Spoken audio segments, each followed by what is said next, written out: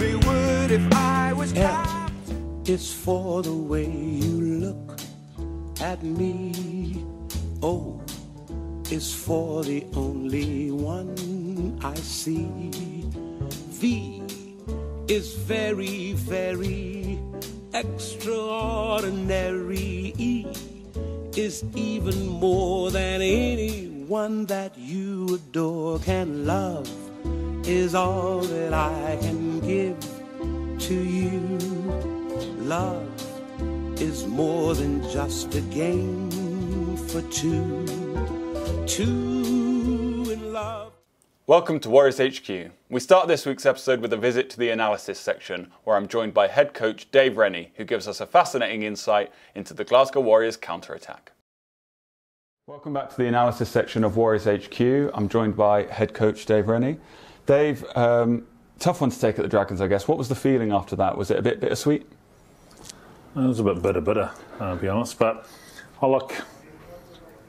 we had so much ball and so much territory, especially second half, and should have put them away, to be honest. You got to give credit to them. They hung in there and they defended well and turned a bit of pill over, but we're a little bit naive. So we had our chances. We can't complain. And like I say, when you look back on it, we did a lot of good work, and amongst it, we played the game at the right end of the field, and so I think our young halves did a pretty good job around that. But a few more lessons learned, and it's important because it's the group we're going to be using over the next month. So we need to be a bit better this week. Since you come in, there's been a big focus on counter-attack. You picked 3 clips from throughout the season so far that you wanted to just talk us through. We've scored a lot of tries from counter and what we call click, which is turnover pill. So, these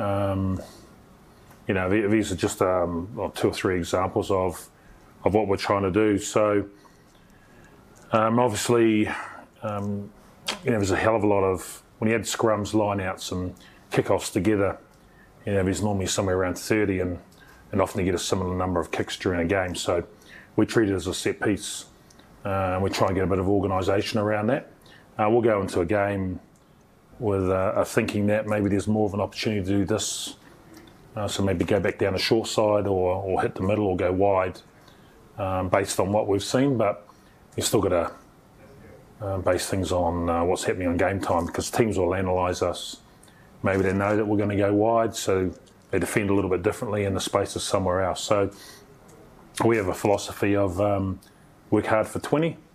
We reckon if we get that right, which is kick pressure, escorting their defenders, not illegally, but forcing them to run around us so that we get a clean catch, hopefully uncontested, and then we get to play off that, and guys working hard to get back, and then doing the obvious, what's in front of us. So this example here is earlier in the year against Cardiff. So the ball kicked long, we're heading back towards midfield. And then from here, we're looking to pick an edge. And so a really good carry from Jacko and then Lee. Now down the short side, they've ended up a little bit thin. And it's just simple hands, that's 8 and 6 handling to put Henry back across. So pretty clinical. We talk about a lot of teams will kick in a wide channel. Leinster excellent in this area of applying pressure. But invariably what happens is if you can move it 1 pass away or 2 passes away, you're going to have a lot of space to operate in. So that was the case here, and this is a try that we've seen a lot of with Nico with ball on hand. But George does a great job here of finding Jacko, who's worked hard to get back. And then again, you look at Nico and Pete Horne out wide, and then Nico's just off. Nick Grigg, who was down injured and looking for the stretcher, saw there was an opportunity to score a try, bounces up and gets on the end of it for his second of the day. So again, it's a great try from the perspective that the boys anticipated that well, expected a kick, got people in the right spot and played. And here's just another example against Montpellier, where again they've kicked, Jacko's decided to go to the middle, they've quite spread. So we're trying to punch a hole up the middle, and then again we're trying to pick a side. And so here we come left, nice little wrap around. Wilson maybe could have gone inside there. Big Alex Allen carry there, and then now we're sort of back into structure. So again, I would say we're trying to treat set pieces, counter as a set piece. And so we're trying to get people in certain spots. I'm not going to go into all the detail around that, but if we go in the middle of the field, there's certain jersey numbers that we want to get there to allow us to have some pretty good athletes on their feet and hopefully finding mismatches. And did we see any of that at Rodney Parade? Were there any positives that you were able to pick out in terms of the counter-attack? Oh, yeah. I mean, you look at the situation here. So this is George Horne's try. What we thought against Dragons was there's a little bit of space out towards the sideline. So if you look again, you look at their chase here, wingers probably 20 metres infield. So an option here could be, I think it's, is that Jacko? Jacko could have carried along here and then potentially kicked towards the sideline when the wingers come up to hit Ratu on the sideline. We decided to cross on this and play the width. And so we've decided to go to width. A nice little interplay of passes here and a good fend from Nick and George as ever, running an optimistic line to score. Next one is another counter situation. So again, as we thought going in, we thought we could find a bit of space on the sideline.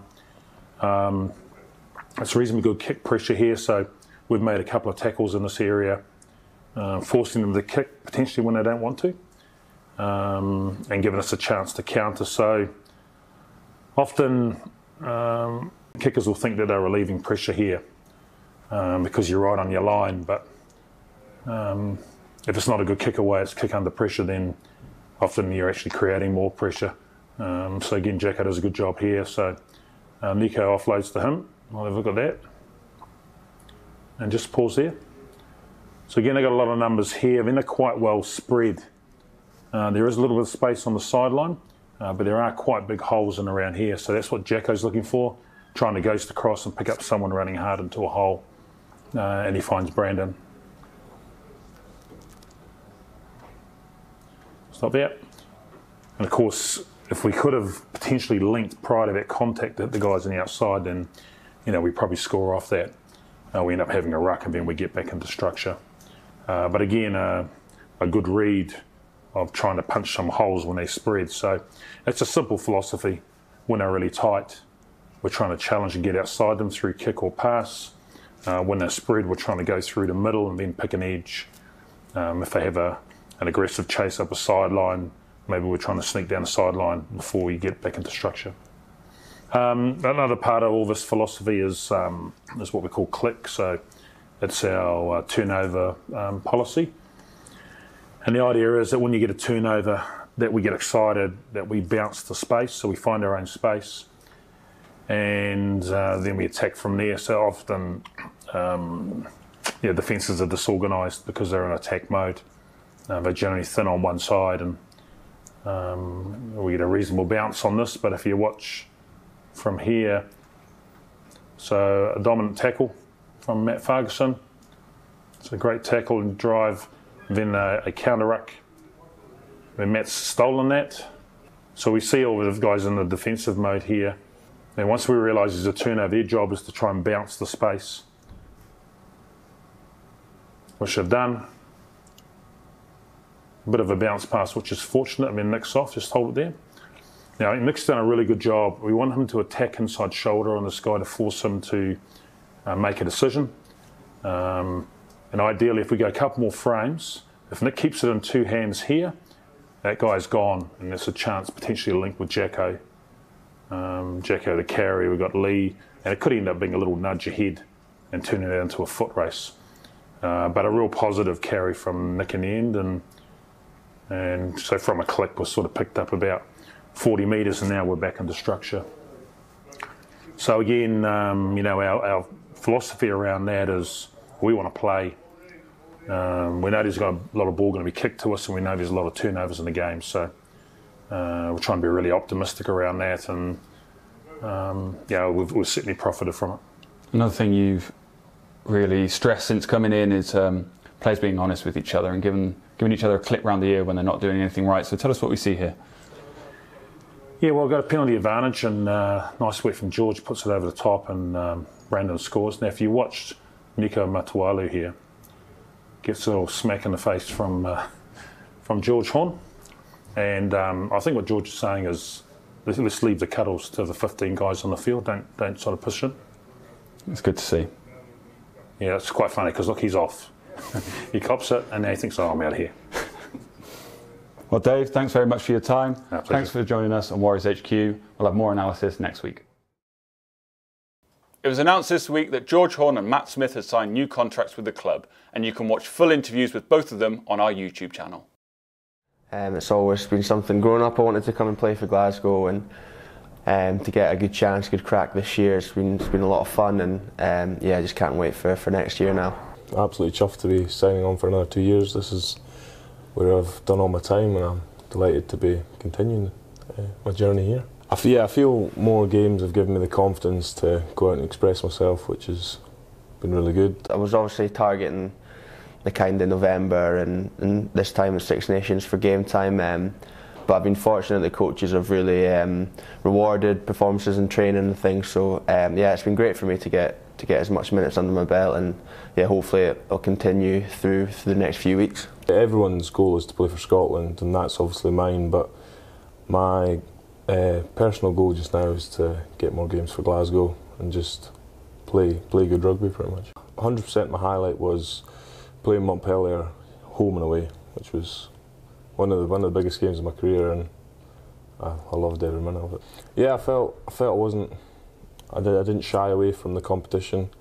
I felt I did front up and put a good foot out. You're scoring lots of tries. Is that part of the game plan? Is it that the 9 should be scoring the tries, or is that just the way you're playing? I mean, yeah, it just kind of so happens to be, if you're in the right position, the scrum half's a big role of us in attack is following the ball down the middle of the field. So if we're running support lines and guys are making breaks out wide, if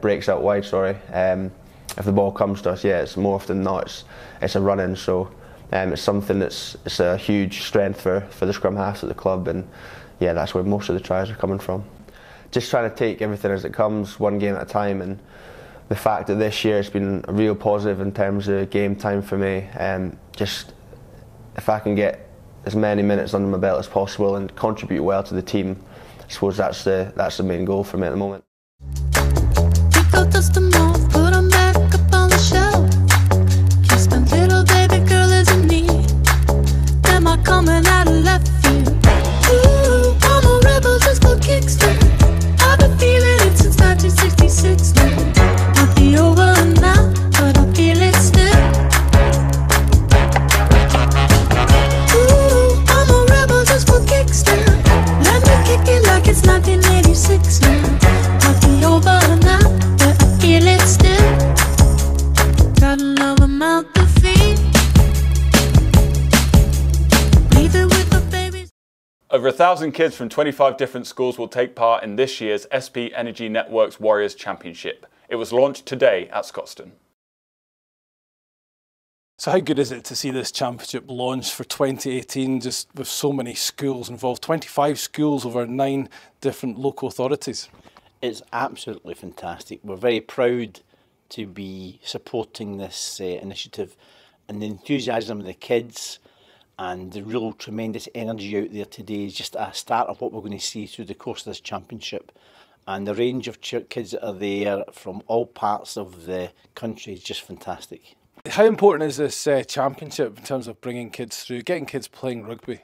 I think it's absolutely imperative for the kids. I mean, the school we're at in Wallace High School, we're trying to grow the game as much as we possibly can within the school, and then the fact we get to actually compete against our regular rivals, and then a competition like this, we get to come through to a big stadium here at Scotstoun, play new schools, meet new people kind of thing. It's a great competition for the people to be involved in, and we were very fortunate we came last year and looking forward to come back in this year. How much are you looking forward to the championship kicking off in a few weeks? I'm looking forward to it. I think it'll be good.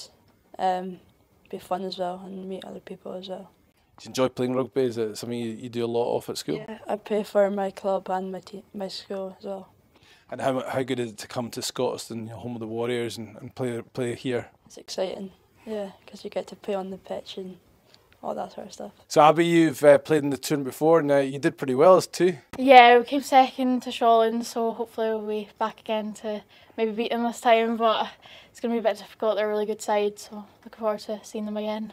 And how good was it playing in the final? Yeah, it was a really good experience. Like on the main pitch, you just kind of feel really professional, and it's really exciting as well. I liked it. Over the past 5 or 6 years, we basically came into a handful of pupils at that school, and then we've grown the game massively. So we've now got 5 teams competing. So we've got 4 boys teams, 1 girls team as well. We'd like to try and get up to a 2nd girls team if we can, but realistically, we play what we've got, and the kids just enjoy the actual competition side of it. A lot of our pupils play multi-sport, so the fact that you then get them to play some rugby as well on top of that, it's great to see the game growing steadily every year. I know the kids are really excited to be at the home of the Warriors.